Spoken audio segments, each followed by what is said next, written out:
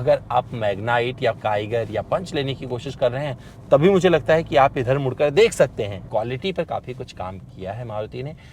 नमस्कार, मैं अमित द्विवेदी आप सभी का स्वागत करता हूं अपने चैनल पावर ऑन व्हील पर। और मेरे साथ इस समय खड़ी है मारुति सुजुकी की फ्रॉन्क्स। और बोलते हैं ना कि अगर आप कुछ अलग करना चाहते हैं तो खुद से भी खुद का मुकाबला रखें। मारुति सुजुकी ने यही किया है। और उसने क्या किया कि भैया बलेनो अच्छी भली बिक रही थी तो उसने उसके ऊपर थोड़ी सी ऊंची एसयूवी जैसी अपने फ्रॉन्क्स को इंट्रोड्यूस कर दिया। और जब आजकल आप सड़क पर होंगे और सामने देखेंगे तो हो सकता है आपको बहुत सारी फ्रॉन्क्स नज़र आ जाएं। मतलब साफ है कि इस गाड़ी को लोग पसंद कर रहे हैं। लगभग इस गाड़ी में जो ओडोमीटर पर अंकित हो चुका है वो 2600 कुछ किलोमीटर।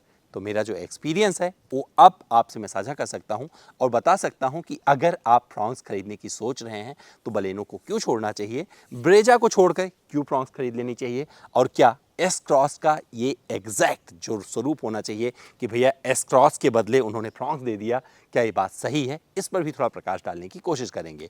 अगर आपका बजट लगभग 10 लाख रुपए के आसपास है तो क्या इसके कुछ वेरिएंट्स पर आपको दिमाग लगाना चाहिए और क्या जो इसके हायर वेरिएंट्स है उधर जाना चाहिए, इस पर भी चर्चा करेंगे। तो चलिए शुरू करते हैं इस वीडियो को और आपको सब कुछ बताते हैं अपने इस लॉन्ग ड्राइव एक्सपीरियंस में इस मारुति सुजुकी फ्रॉन्क्स के बारे में।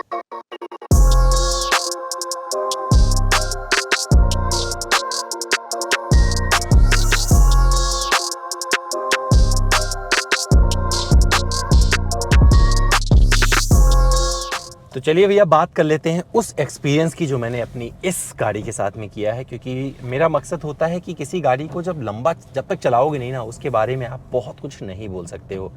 तो ये फ्रॉन्क्स बहुत सारे लोग कंफ्यूज जाते हैं क्योंकि अब उनको समझ नहीं आ रहा है कि बलेनो खरीदें या फिर फ्रॉन्क्स खरीद के अपना सपना पूरा कर लें। 7,47,000 रुपये से शुरू होती है इसकी कीमत और 13 लाख तक जाती है इसके टॉप वेरिएंट की कीमत। टॉप वेरिएंट तक जाते जाते अनजस्टिफाइड हो जाती है, लगता है कि इतना रुपया इसके लिए क्यों चुकाएं, क्योंकि वहाँ पर ग्रैंड विटारा आ जाती है।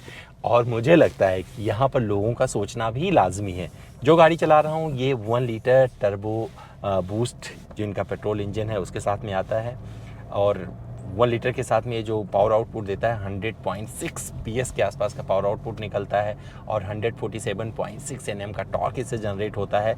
और फीचर्स तो इसमें भर भर के दिए गए हैं। अगर सनरूफ छोड़ दिया जाए, हमें सनरूफ नहीं मिलता है, मुझे लगता है प्रैक्टिकल भी है, मतलब कोई ज़रूरत भी नहीं है सनरूफ की, क्योंकि इंडियन कंडीशन के हिसाब से मैं सनरूफ को लाजमी नहीं मानता हूँ। मुझे लगता है कि यहाँ पर अगर आप अच्छे से मतलब चाहते हैं कि आपकी गाड़ी का AC अच्छे से काम करता रहे, खुश होकर आप गाड़ी चलाते रहें, तो कुछ और सोचने की ज़रूरत नहीं है। आप चुपचाप ऐसी गाड़ी खरीदिए जिसमें सनरूफ ना हो, आपकी गाड़ी कूलिंग अच्छा बना रहेगा, खास करके जितनी गर्मी यहाँ पर पड़ती है उसके लिहाज से।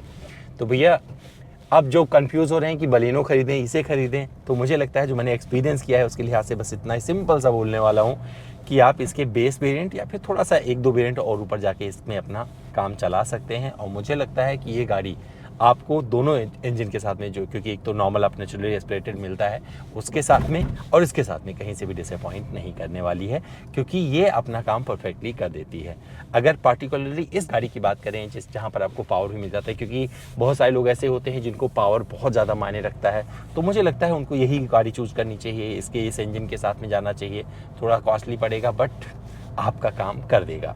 मैं इस टर्बो को चला रहा हूं और आपको बताता चलूं, मैंने बहुत ज़्यादा भगाया नहीं गाड़ी को, क्योंकि मेरे माइलेज मैटर करता है। कंपनी बोलती है भैया 20 के ऊपर माइलेज का ये दावा करते हैं। मैनुअल 5 स्पीड मैनुअल ट्रांसमिशन इसमें दिया गया है, उसके लिहाज से आपको बता सकता हूं कि मैंने पहले भी गोवा में इसका माइलेज टेस्ट किया था और जो लगभग 14 के आसपास का माइलेज टेस्ट आया था। अगर नहीं देखा वो माइलेज टेस्ट दोबारा दे देता हूँ, देख लेना। उस कंडीशन में टेस्ट किया था उसी कंडीशन में फिर दोबारा मैंने इसे चलाया, क्योंकि जहाँ पर मैं रहता हूँ बहुत ज़्यादा, क्योंकि अमूमन मैं क्या करता हूँ कि बहुत लंबी दूरी की यात्राएँ कर लेता हूँ, लेकिन इस बार लंबी दूरी की यात्रा करने का मौका नहीं मिला और मैंने इसे सब सिटी में चलाया, काफ़ी कुछ फ्यूल डलवाया। उस लिहाज से जो इसने माइलेज दिखाया मुझे लगता है कि वही माइलेज दिखा रहा है जो मुझे पहले प्राप्त हुआ था। 14 के आसपास का माइलेज इस पर नज़र आ रहा है और यही माइलेज आपको डिलीवर करके दे देगी अगर आप AC के साथ चलाते हैं। मेरी गाड़ी में हमेशा 2-3 लोग बैठे थे और मैंने जिसे चलाया है दिल्ली एनसीआर का जो ट्रैफिक है उस हिसाब से आप समझ सकते हैं कि जो ट्रैफिक होता है और जो एवरेज स्पीड मैंने निकाली होगी 30 के आसपास एवरेज स्पीड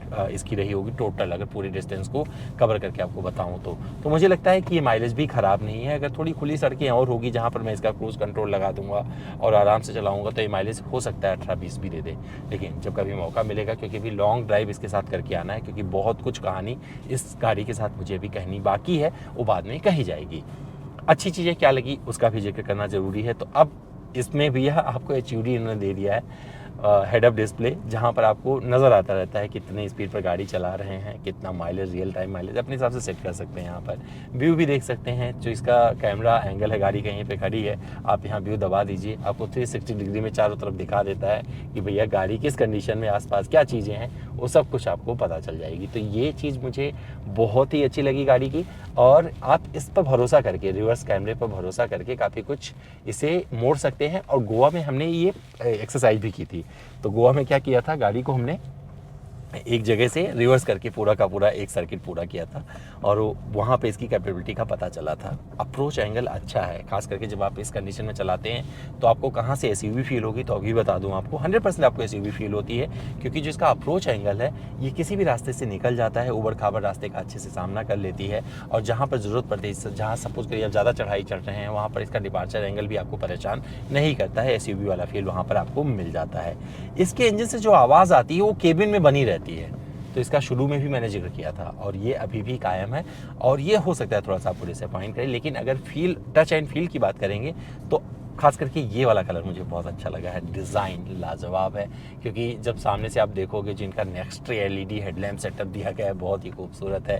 पीछे जो आपको टेल लैम्प मिलता है LED वाला, वो अच्छा लगता है। हालांकि केबिन में इन्होंने हैलोजन बल्ब का यूज़ किया हुआ है, मतलब यहाँ पे LED नहीं मिलता, जो केबिन लाइटें दी गई हैं, दो चार लाइट यहाँ मिलती है, 2 आपको सनवाइज़र पे मिल जाती है। बट कोशिश इन्होंने अच्छी की है, उसके लिए मारुति की तारीफ़ करना बनता है, और मुझे लगता है हर कोई करेगा, क्योंकि मारुति ने जो कंपटीशन अपने लिए उतारा है, मुझे लगता है इसका असर भी उसे होने वाला है। लेकिन जो और गाड़ियां प्रभावित हुई हैं इसकी वजह से, वो काइगर, मैग्नाइट, और मुझे लगता है काफ़ी कुछ लोग जो पंच पर जा रहे थे उनको भी ये फ्रॉन्क्स पसंद आ रही है। और इसका प्रमाण ये है कि मुझे सड़क पर बहुत ज़्यादा फ्रॉन्क्स नज़र आती है। अमूमन गाड़ियाँ जब लॉन्च होती है ना तो इतनी कुछ दिखती नहीं है, ये बहुत ज़्यादा नज़र आ रही है।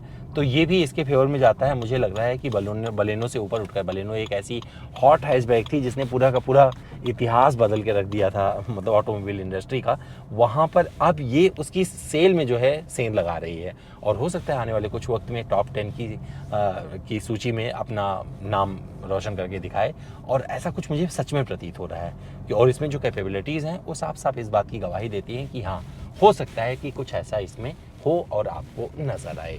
व्हील अच्छा है, ट्रैक्शन अच्छे मिलते हैं, जब आप कहीं से निकल रहे होते हैं, छोटे मोटे उबड़ खाबड़ रास्ते से आराम से पार कर जाती है। पहिए परफेक्ट साइज़ के हैं, ब्रेकिंग बाइट्स अच्छे से आ जाते हैं, क्योंकि सामने आपको डिस्क मिल जाता है, रियर में आपको ड्रम ब्रेक मिलते हैं। बट ये कॉम्बिनेशन अच्छा है, और ब्रेकिंग बाइट्स अच्छे से आ जाते हैं। जब आप जहाँ पर इंटेंट करते हैं वहाँ पर रुक जाते हैं। जब आप हाईवे पर होते हैं और लंबी दूरी की यात्रा कर रहे होते हैं तो वहाँ पर खास करके जब ज़रूरत पड़ती है ओवरटेकिंग की, तो ये इंजन आपको एक कॉन्फिडेंस देते हुए पीठ थपथपा देता है, आपको आगे निकाल देता है। तो ये भी चीज़ अच्छी लगेगी। अगर कंफर्ट की बात करेंगे तो भैया मैं बैठता हूँ पीछे वाली सीट पर, तो मैं तो एकदम कंफर्टेबल नहीं हूँ इस गाड़ी की पीछे वाली सीट पर। इसलिए कंफर्टेबल नहीं हूँ क्योंकि वो थोड़ी सी अपराइट लगती है मुझे, और मुझे छत से जाके मेरा सर टकराता है। मुझे लगता है ये सीट दुरुस्त नहीं है। लेकिन इसके अलावा अगर कम हाइट वाले लोग बैठेंगे, परफेक्टली बैठ सकते हैं। वैसे भी मैं ड्राइवर हूँ, तो मैं कोई कंप्लेन नहीं कर रहा हूँ, मैं सिर्फ गाड़ी चलाना पसंद करूँगा। आपको अगर बैठना है तो आप बैठ जाइए, मैं आपको लेकर जहाँ बोलोगे वहाँ तक पहुँचा दूँगा। ऐसा मैं इसलिए बोल रहा हूँ क्योंकि ड्राइवर वाली सीट बहुत ही कंफर्टेबल है, और एक बढ़िया ड्राइव पोजीशन यहाँ पर मुझे प्रदान कर रही है। AC का कूलिंग बहुत लाजवाब है, और उसके लिए आपको कंप्लेन करने की ज़रूरत नहीं है। आप डाउन तक इसमें 18 तक जा सकते हैं, लो हो जाएगा, बट लो पर ठंड लगने लगेगी, फिर आप इसे 21-22 तक सेट कर देंगे, जो कि मैं हमेशा करके चला रहा हूँ 22 पे अभी के टेम्परेचर में, जो कि बहुत ज़्यादा गर्मी नहीं है अभी यहाँ पर, लेकिन फिर भी अच्छा लग रहा है। व्यूइंग एंगल काफ़ी अच्छा है, तो आपको सामने अच्छे से विजिबिलिटी मिल जाती है। इसके ORVM पर आपको पीछे का जो भी गाड़ियाँ जा रही होती हैं वो आराम से दिख जाती हैं। IRVM ऑटो डिमिंग मिल जाता है। एक छोटी छोटी चीज़ों का ध्यान रखा गया है, तो यहाँ पर आप कंप्लेन नहीं कर सकते मारुति से, क्योंकि मारुति ने अपने फीचर्स के माध्यम से भी लोगों का दिल जीतना शुरू कर दिया है।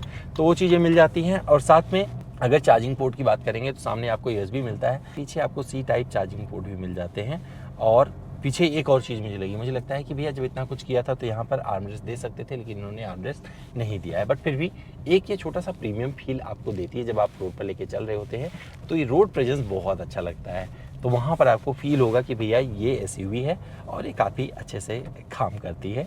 इसकी एक चीज़ जो मुझे अच्छी लगी इस वेरिएंट को जो मैं चला रहा हूँ, उसका जो टॉप वेरिएंट है, यहाँ पर आपको टेलीस्कोपिक की सुविधा मिल जाती है, 6 एयरबैग मिल जाते हैं। तो चीज़ों का बड़े अच्छे से इन्होंने ध्यान रखा है। एंड्रॉयड ऑटो, एप्पल कारप्ले मिलता है जिससे आपका एंटरटेनमेंट होता रहे। और साथ में अगर म्यूजिक सिस्टम की बात करेंगे तो भैया ओके है, मतलब आप बहुत परेशान भी नहीं होंगे और बहुत ज़्यादा एकदम खुश भी नहीं हो जाएंगे। तो वहाँ पर भी आपको ये चीज़ें अच्छी लगने वाली हैं। तो माइलेज का जिक्र हो गया। सिटी में परफॉर्मेंस की बात बची है तो बार बार शिफ्टिंग नहीं मांगती है, हालांकि कहीं पर आपको थोड़ा सा लैग फील हो सकता है इसके शिफ्टिंग में जब आप शिफ्ट कर रहे होंगे मैनुअल ट्रांसमिशन की अगर बात करें। लेकिन ऑटोमेटिक जो चला रहा था वहाँ पर मुझे चीज़ें अच्छी लगी थी, वहाँ पर मुझे कोई कंप्लेन इससे नहीं हुई थी। तो भैया अगर आपने फ्रॉन्क्स खरीद ली है तो मैं चाहता हूँ कि अभी तो मैंने अपना जिक्र कर दिया है, अब आप भी बताएं आपको कैसी लगी गाड़ी अपनी जो चला रहे हैं, कि आपको कोई कंप्लेन है, आपको कितना माइलेज मिल रहा है, जो मैंने बात बताई है उससे कितना एग्री करते हैं, ये मैं आपसे भी जानना चाहता हूँ। चलते चलते मैं ज़रूर बोलूँगा कि क्वालिटी पर काफ़ी कुछ काम किया है मारुति ने, और इसमें आपको समझ में आने वाली, खास करके जब आपको गेट को बंद करेंगे तो वहाँ से पता चलता है कि हाँ चलो डैम्पिंग वगैरह अच्छी है, और केबिन इंसुलेशन भी आपको थोड़ा बढ़िया लगने वाला है। जब आप कंपेयर करके देखोगे कि भैया कंफ्यूज हो रहे हो बहुत जगहों पे, तो मुझे लगता है कि टॉप वेरिएंट पे जाने का मन करेगा ना, तो टॉप वेरिएंट पर जाने के बजाय आप ग्रैंड विटारा पे दिमाग लगाना शुरू कर देना। और अगर आप बलेनो खरीदने की सोच रहे हैं तो आप फ्रॉन्क्स पर दिमाग लगाना शुरू कर देना। अगर आप मैग्नाइट या काइगर या पंच लेने की कोशिश कर रहे हैं तभी मुझे लगता है कि आप इधर मुड़कर देख सकते हैं और ये आपको डिसअपॉइंट नहीं करेगी। तो हमारा ये वीडियो कैसा लगा है उस पर आपको कमेंट करना है। चलते चलते बता देता हूँ, जो गाड़ियाँ होती हैं उसी दायरे में अगर कंपेयर की जाए, उसी दायरे में इनका रिव्यू किया जाए जिसके लिए बनी है, क्योंकि बजट कारें बनाती है मारुति तो ज़्यादा अच्छा रहता है। पर मुझे जो एक्सपीरियंस किया, जो मेरा अनुभव रहा वो आपसे साझा कर दिया है। और कभी मौका मिलेगा तो एक लॉन्ग ड्राइव करेंगे बड़ी वाली, वहाँ पर और चीज़ों का जिक्र करेंगे। लाइट का थ्रो वगैरह भी बहुत अच्छा रहता है, ये भी चलते चलते बताना ज़रूरी था, बता दिया है। ग्राउंड क्लियरेंस भी अच्छा है तो ये भी आपको सताने वाला नहीं है। तो आप बोल सकते हैं कि आपके पास फ्रॉन्क्स है जो कि एक SUV है, और एक ऐसी SUV है जो आपको आगे रखती है। और हो सकता है बहुत सारे लोग आपसे पूछें कि आपने इसे कब खरीदी है। तो भैया मेरे इस वीडियो में फ़िलहाल इतना ही। कुछ और जानना चाहते हैं, जुड़ना चाहते हैं, कोई सवाल करना चाहते हैं, कुछ मैंने नहीं बताया, भूल गया, मैंने बताना रह गया मुझसे, तो उससे जुड़ी कुछ बातें हैं, पूछना चाहते हैं, तो आइए मेरे इंस्टाग्राम पर मैं आप सभी का स्वागत करने के लिए वहीं पर बैठा हूँ। मेरा इंस्टा हैंडल आप सबको पता है, जो कि है amit.dwivedi।